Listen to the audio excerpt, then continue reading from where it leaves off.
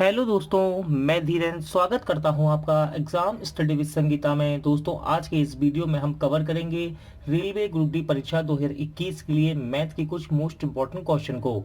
दोस्तों, इस सीरीज में हम एक्सपेक्टेड क्वेश्चन के साथ साथ प्रीवियस ईयर के क्वेश्चन को लेकर भी चल रहे हैं। तो दोस्तों, चलिए हम अपनी क्लास शुरू करते हैं। आज का पहला क्वेश्चन दोस्तों मैंने लिया है क्षेत्रफल चैप्टर से, और ये question RRC Secunderabad group D और आरआरसी चेन्नई ग्रुप डी में पूछा जा चुका है। तो देखिए क्वेश्चन क्या कह रहा है। एक त्रिभुज की उच्चता बताइए जिसका क्षेत्रफल 45 वर्ग सेंटीमीटर एवं आधार 15 सेंटीमीटर है। तो दोस्तों, यहाँ से आपसे नॉर्मल बोला गया है, साधारण भाषा में त्रिभुज की उच्चता यानी कि ऊंचाई, हाइट। क्या? उच्चता, ऊंचाई यानी कि हाइट। ठीक है दोस्तों, अब यहाँ आपको समझना है कि ना तो उसने विषमबाहु त्रिभुज बोला, ना समद्विबाहु बोला। ठीक है ना। तो यहाँ केवल आपसे क्या कहा गया है कि त्रिभुज का क्षेत्रफल। तो आपको याद रखना है दोस्तों, त्रिभुज का क्षेत्रफल, त्रिभुज का क्षेत्रफल क्या होता है? 1/2 आधार इंटू ऊंचाई।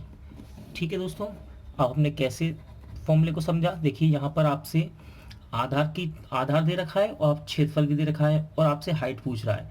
ठीक है ना। तो जब भी इस प्रकार का क्वेश्चन यदि आपको रेलवे ग्रुप डी में देखने को मिले तो आप कैसे लगाएंगे? त्रिभुज का क्षेत्रफल बराबर 1/2 आधार इंटू ऊंचाई। देखिए क्षेत्रफल कितना दे रखा है आपको? 45। तो यहाँ इसकी जगह रख देते हैं हम 1/2 ऐसे लिख देंगे, गुणे आधार कितना दे रखा है? 15 सेंटीमीटर, 15 गुणे ऊंचाई आपसे पूछी जा रही है, उच्चता यानी कि h। सॉल्व करते हैं इसे। देखिए 15 के पहाड़े से 45 को हम काट सकते हैं, कटेगा 15 तिया 45। यहाँ क्या बचा? h का गुणा यहाँ हो जाएगा, तो क्या लिखा है? ये h/2 लिखा है। इस 2 का गुणा हम कर सकते हैं दोस्तों 3 में। ठीक है, कितना है? 3 दूनी 6। तो h बराबर कितना आ गया? 6 सेंटीमीटर। आप इसको ऐसे भी लिख सकते हैं, h बराबर 6 सेंटीमीटर, यानी कि इसका राइट आंसर है ऑप्शन ए। अगला क्वेश्चन देखते हैं। नेक्स्ट क्वेश्चन देखते हैं दोस्तों। Question RRC Gorakhpur group D में पूछा जा चुका है। क्वेश्चन क्या कह रहा है? दो आयत की लंबाई का अनुपात 3:4 है एवं उनकी चौड़ाई का अनुपात 5:7 है। उनके क्षेत्रफल का अनुपात क्या होगा? तो दोस्तों यहाँ पर दो आयत हैं जिनकी आपको लंबाई का अनुपात दे रखा है। देखिए लंबाई को हम एल से प्रदर्शित करते हैं, इनकी लंबाई का अनुपात दे रखा है 2 है ना, तो पहले वाले को मैं L1 कह देता हूँ, दूसरे को L2। इनकी लंबाई का अनुपात कितना रखा है? दे रखा है 3:4। फिर उसने कहा इसकी चौड़ाई का अनुपात भी दे रखा है। चौड़ाई को हम B से प्रदर्शित करते हैं, इसको मैं कहता हूँ B1, इसको B2। चौड़ाई का अनुपात क्या दे रखा है? 5:7।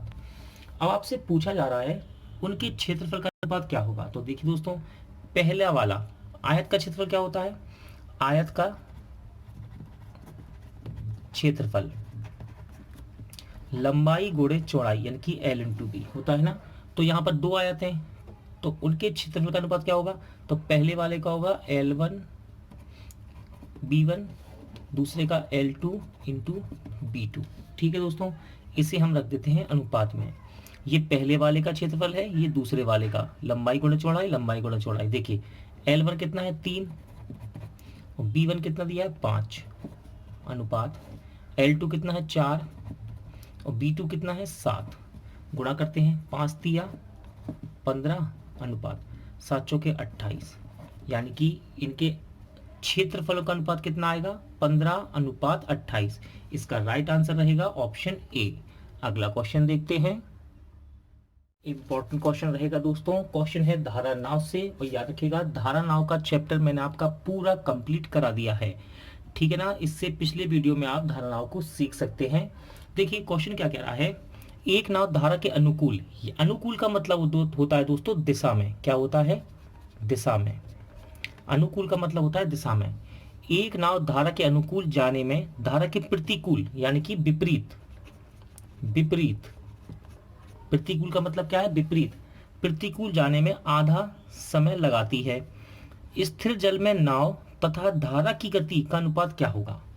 देखिए दोस्तों, यहाँ आपको सबसे पहले उसने दिया समय, कैसे, धारा की दिशा में यानी कि अनुकूल और प्रतिकूल यानी कि विपरीत दिशा में समय को उसने दे रखा है। कैसे दे रखा है, देखिए दिशा में यदि जाए, धारा की दिशा में जाए और विपरीत जाए यानी कि प्रतिकूल, विपरीत, तो क्या कह रहा है, अनुकूल जाने में यानी कि दिशा में जाने में प्रतिकूल से यानी कि विपरीत से आधा समय लगता है। यदि यहाँ पर समय हम 2 मान लें, ये आप 2 घंटे कह सकते हैं, आप इसको 2x भी ले सकते हैं, तो दिशा में कितना लगेगा, आधा मतलब 1। देखिए अनुकूल जाने में प्रतिकूल से आधा समय लगता है। प्रतिकूल का मतलब क्या होता है, विपरीत। यदि यहाँ 2 घंटे लग रहे हैं तो यहाँ कितना लगेगा, 1 घंटा। आप इसको 2x कर सकते हैं, इसे x भी कर सकते हैं, ठीक है। अब उसने क्या कहा आपसे, स्थिर जल में नाव, स्थिर जल में नाव और धारा की गति का अनुपात क्या होगा। तो देखिए याद रखिएगा, स्थिर जल में नाव की गति को हम s से प्रेजेंट करते हैं, ठीक है, और धारा की गति यानी कि धारा का वेग उसे हम करते हैं v से प्रेजेंट। इसका अनुपात पूछ रहा है s अनुपात v, वो क्या पूछ रहा है, s अनुपात v। अब देखिए इस सवाल में आपको यहाँ कुछ समझ में आ नहीं रहा होगा क्योंकि कुछ दिया नहीं है दोस्तों, लेकिन हम इस सवाल को बनाएंगे। कैसे बनाएंगे, देखिए आपको स्थिर जल में और धारा के वेग का अनुपात बताना है। समय आपको दे रखा है विपरीत जाने में और दिशा में जाने में। देखिए शांत जल में आप चाल मान लीजिए x, ठीक है, शांत जल में चाल मान लीजिए x और धारा का वेग मान लीजिए y, ठीक है। अब देखिए धारा की दिशा में चाल हम बना सकते हैं, कैसे, धारा की दिशा में चाल क्या होती है दोस्तों, धारा की दिशा में चाल, इसे हम x से प्रेजेंट करते हैं और ये होती है s प्लस v, यानी कि शांत जल में चाल प्लस धारा का वेग। और s और v के आपके मान कितने हैं, x और y। तो देखिए हम लिख सकते हैं x प्लस y। आगे देखिए धारा की विपरीत दिशा में चाल, विपरीत दिशा में चाल y से प्रेजेंट करते हैं, क्या होती है s माइनस वी, यानी कि शांत जल में चाल माइनस धारा का वेग। क्या दे रखा है, s और v का मान, x और y। लीजिए रख देता हूं मैं, दोनों हो गए आपके पास, ठीक है। अब देखिए आपके पास दोनों चालें आ गई, धारा की दिशा में जाने वाली और विपरीत वाली चाल, ठीक है, और आपको समय भी दे रखा है। तो यदि आप ध्यान लगाएं थोड़ा सा, यदि आप दूरी बराबर दूरी कर दें, देखिए कोई ना कोई दूरी तो चल रहा होगा ना, ये मान लीजिए ये पॉइंट है, पहले जाएगा दिशा में और लौटेगा कैसे, लौटेगा विपरीत दिशा में। तो मान लीजिए d दूरी कर रहा है या x दूरी, कुछ भी दूरी तय तो कर रहा होगा ना, तो दूरी बराबर दूरी करते हैं हम यहाँ पर, क्या करते हैं, दूरी बराबर दूरी। अब आपको पता होना चाहिए दोस्तों दूरी बराबर क्या होता है, दूरी बराबर होता है चाल गुणे समय। तो देखिए पहले उसने कौन सी दूरी तय की होगी, दिशा में। कौन सी दूरी, पहले कौन सी दूरी की होगी, दिशा में। तो ये मैं यहाँ लिख देता हूँ, दिशा में दूरी तय की होगी और फिर विपरीत भी की होगी, विपरीत भी की होगी। इसने लौट के आ रहा है ना, तो दूरी तय कर रहा है विपरीत दिशा में। तो देखिए दिशा में जब दूरी जाएगा, दिशा में दूरी कितनी तय कर रहा है, दूरी बराबर क्या होता है, चाल गुणे समय, ठीक है। तो दिशा में चाल कितनी है, x प्लस वाई गुणे, क्या बोला मैंने, दूरी बराबर चाल गुणे समय। समय कितना लग रहा है दिशा में, 1 बराबर। अब लौट के आएगा विपरीत में, तो विपरीत में चाल कितनी है उसकी, x माइनस वाई। ये भी तो दूरी है, दूरी बराबर क्या होता है, चाल गुणे समय। और यहाँ कितना समय लग रहा है विपरीत में, 2। अब इसको सॉल्व करते हैं, देखिए ये तो x प्लस वाई रहेगा, ये देखिए कितना हो जाएगा 2x और माइनस का 2y, ठीक है। देखिए इस जब माइनस 2y को यहाँ लेकर आएंगे तो प्लस का हो जाएगा, यानी कि इसमें जुड़ जाएगा, तो ये कितना हो जाएगा 3y बराबर। इस x को जब बराबर किस तरफ लेके आएंगे तो माइनस का हो जाएगा, तो 2x में से x घटेगा, कितना आएगा x। इसके गुणे में आप 1 नहीं मान सकते क्या, मान सकते हैं इसके गुणे में 1। देखिए 1 का गुणा x पे करेंगे क्या आएगा, x ही तो आएगा। अब देखिए x का मान कितना आएगा दोस्तों, विपरीत वाला कितना 3 लिखा है, तो x का मान कितना आ गया 3 और y का मान कितना आ गया 1। उसने आपसे क्या पूछा था, s और v का अनुपात, ठीक है। s आपने क्या माना था, x और v आपने क्या माना था, y। तो x y का अनुपात कितना लिख देंगे हम, 3:1। देखिए उसने आपसे कहा स्थिर जल में चाल s और धारा का वेग, इसका अनुपात बताना है। आपने माना क्या था s, शांत जल में चाल क्या मानी थी x और धारा का वेग क्या माना था y। तो यही तो वैल्यू हमने निकाली है 3 और 1, तो इसको अनुपात में रख देते हैं। तो इसका राइट आंसर कितना आएगा, ऑप्शन बी। अगला क्वेश्चन देखते हैं। देखते हैं दोस्तों, नेक्स्ट क्वेश्चन मैंने लिया है एज यानी कि आयु चैप्टर से, और मोस्ट इंपॉर्टेंट क्वेश्चन रहेगा ये। Question RRC Allahabad group D में पूछा जा चुका है। देखिए क्वेश्चन क्या कह रहा है। सोनम की आयु 8 वर्ष बाद उसके पिता की आयु की आधी होगी। 8 वर्ष पहले उनकी आयु का अनुपात 1:3 था। सोनम के पिता की वर्तमान आयु ज्ञात कीजिए। तो दोस्तों यदि आप ध्यान से सवाल को देखेंगे और एज के क्वेश्चन को प्रैक्टिस करते हैं तो ये सवाल यहाँ से स्टार्ट ना होकर यहाँ से स्टार्ट हो रहा है। ठीक है, देखिए हम सवाल को यहाँ से बनाएंगे। कैसे बनेगा? उसने कहा 8 वर्ष पहले उनकी आयु का अनुपात 1:3 था। तो यहाँ कौन कौन है? यहाँ पर है सोनम और उसके फादर। ठीक है, 8 वर्ष पहले उनकी आयु का अनुपात कितना है? 1:3। तो आप इसे x और 3x भी तो लिख सकते हैं अनुपात को। यहाँ पर आप 1 का गुणा मान लीजिए। इस प्रकार देखिए 1:3, इसे आप x/3x भी लिख सकते हैं। यह अनुपात कब का है? 8 वर्ष पहले का। यह अनुपात है 8 वर्ष पहले का। अब याद रखिएगा, जब भी आप आयु के सवालों को सॉल्व करें, चाहे जैसा सवाल हो, सरल कठिन कैसा भी, तो उनके अनुपात को हमेशा आप प्रेजेंट का बनाइए सबसे पहले। ठीक है ना? तो देखिए 8 वर्ष पहले अनुपात ये था, वर्तमान में बनाइए इसे वर्तमान में। तो वर्तमान कैसे बनेगा? 8 वर्ष पहले था, तो वर्तमान के लिए हम क्या करेंगे? इसमें x+8 कर देंगे। ठीक है ना? तो ये हो जाएगा आपका वर्तमान का अनुपात। अब ये कैसे हुआ दोस्तों? तो देखिए ध्यान से समझिएगा। यदि मैं आपसे कहूं आप 10 वर्ष पहले 10 वर्ष पहले आप 10 साल के थे। ठीक है ना? 10 वर्ष पहले आप 10 साल के थे, तो आज कितने के होंगे? यानी कि प्रेजेंट में।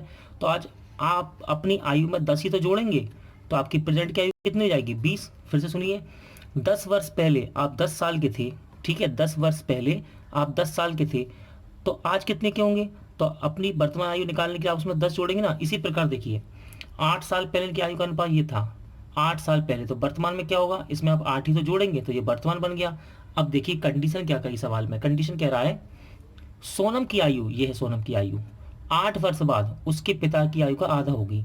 तो अब जो कुछ होगा दोस्तों वो वर्तमान से ही होगा। और क्या हो रहा है? 8 वर्ष बाद सोनम की आयु पिता की आयु से आधी होगी। देखिए 8 वर्ष बाद, अब ये तो वर्तमान है, इसे बनाएंगे 8 वर्ष बाद। तो उसमें जब 8 जोड़ेंगे तो कितना हो जाएगा? ये x+16, और ये हो जाएगा 3x+16। तो ये बन गया दोस्तों 8 वर्ष बाद का अनुपात। ठीक है, 8 वर्ष बाद का अनुपात बन गया। क्या हो रहा है? सोनम की आयु पिता की आयु की आधी हो जाएगी। तो याद रखिएगा, जब भी आप इसको बराबर करें, कंपेयरिंग को बराबर, तो हमेशा अपोजिट वाले में करते हैं। कैसे? सोनम की आयु, ये है सोनम की आयु, पिता की आयु का आधा हो जाएगी। तो दोस्तों ये तो आधा हो ही जाएगी, ठीक है ना, लेकिन बराबर करने के लिए हम इसे आधा करेंगे। तो देखिए बराबर करने के लिए हम इसको आधा कर देंगे, हो गया आधा। देखिए बराबर करने के लिए हमेशा अपोजिट वाले को आधा करते हैं। आगे सॉल्व करते हैं। देखिए यहाँ क्रॉस गुणा हो जाएगा, ये हो जाएगा आपका 2x और 16 दूनी 32 बराबर, ये कितना है? 3x प्लस का 16। देखिए x वाले पद एक तरफ, 2x यहाँ जाएगा माइनस का हो जाएगा, इसमें से घटेगा कितना आएगा? ये x, और 16 को यहाँ ले जाएंगे, ये माइनस का हो जाएगा, 32 में घटेगा कितना आएगा? 16, यानी कि x की वैल्यू कितनी आ गई? 16। आपसे पूछा क्या है दोस्तों? उसने पूछा है सोनम के पिता की वर्तमान आयु। देखिए सोनम के पिता ये रहे और ये है इनकी वर्तमान आयु 3x+8। आपको मान रखना है। देखिए यहाँ पर x का 16 तिया 48 और प्लस में 8, इसको जोड़ेंगे दोस्तों कितना हो जाएगा? 8 और 6 सॉरी, और 4 1 56। देखिए 16 का मान, x का मान 16 है, यहाँ रखेंगे हम वर्तमान में। वर्तमान आयु कितनी दी इसकी? 3x+8, फादर की 3x+8, तो यहाँ रखेंगे हम। तो 16 तिया 48 और प्लस में 8, कितना हो जाएगा? ये 56 वर्ष, यानी कि इसका राइट आंसर रहेगा ऑप्शन बी। इस क्वेश्चन को दोस्तों मैंने रखा है एक्सपेक्टेड क्वेश्चन में। याद रखिएगा रेलवे ग्रुप डी में सिंप्लीफिकेशन, भिन्न और नंबर सिस्टम से कई बार बहुत ज़्यादा संख्या में क्वेश्चन पूछे जाते हैं। तो देखिए क्वेश्चन क्या कह रहा है। एक संख्या को 6 से भाग देने पर प्राप्त भागफल संख्या से 70 कम है, यह संख्या क्या है? तो देखिए मैं मान लेता हूं संख्या क्या है आपकी? x। ठीक है, क्या कहा उसने? एक संख्या को 6 से भाग देने पर, देखिए संख्या है x, मैं इसमें 6 से भाग देता हूं, तो जो बराबर में जो हमें भागफल प्राप्त होगा वो क्या होगा? क्या कह रहा है? प्राप्त भागफल संख्या से 70 कम है। संख्या क्या मानी आपने, x, संख्या से 70 कम, यानी कि इसमें से माइनस हम 70 कर देंगे, ठीक है ना। किस तरह हो रहा है ये, देखिए इस प्रकार। ये भागफल कैसे, मान लीजिए कोई संख्या 10 है, यदि मैं इसमें 2 से भाग दूं तो बराबर में भागफल कितना आएगा, 5। तो उसने क्या कहा, जो प्राप्त संख्या है ना वो कम है। मैं यहाँ कह सकता हूँ 2 कम है या 3 कम है, इस प्रकार से उसने सवाल को बनाया है, ठीक है ना। तो आप देखिए क्या कह रहा है, संख्या को 6 से भाग देने पर जो भागफल प्राप्त हो रहा है वो क्या है, संख्या से 70 कम है, यानी कि x हमने संख्या मानी थी उससे कितना कम है, 70 कम है। चलिए इसे सॉल्व करते हैं हम। देखिए यहाँ हम जब क्रॉस गुणा करेंगे 6 का, यहाँ मल्टीप्लिकेशन होगा, यानी कि मल्टी क्रॉस गुणा करेंगे तो देखिए कितना आएगा, ये तो x ऐसे ही रहेगा, ये कितना होगा 6x माइनस का 7 6 42, यानी कि 420, ठीक है।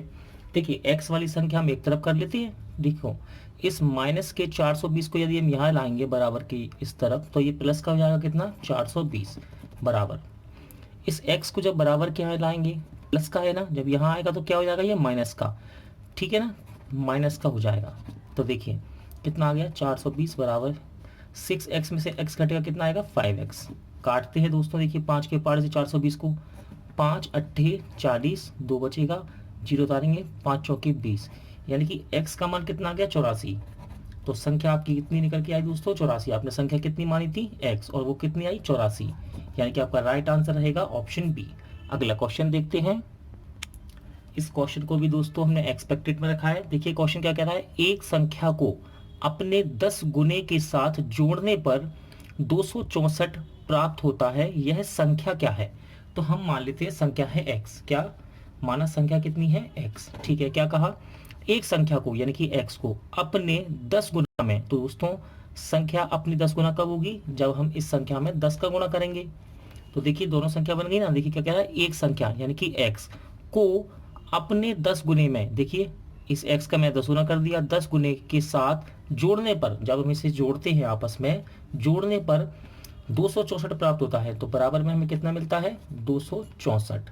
तो कह रहा है यह संख्या क्या है। देखिए सॉल्व करते हैं, ये हो गया x, ये कितना लिखा है दोस्तों, 10x बराबर में 264, जोड़ने पर कितना होगा, x और 10x, 11x बराबर 264। काटते हैं, देखिए 11 दूनी 22, 4 बचेगा, 4 उतारेंगे, 11 चौक 44, यानी कि ये 11 के पार से कट जाएगा 24 बार। तो x की वैल्यू कितनी आएगी, 24। आपका राइट आंसर रहेगा ऑप्शन सी। दोस्तों आज का वीडियो यहीं एंड होता है। उम्मीद करता हूँ आपको सभी सवाल अच्छे लगे होंगे, समझ आए होंगे। पूरा वीडियो देखने के लिए थैंक यू। जल्द मिलते हैं नेक्स्ट वीडियो में।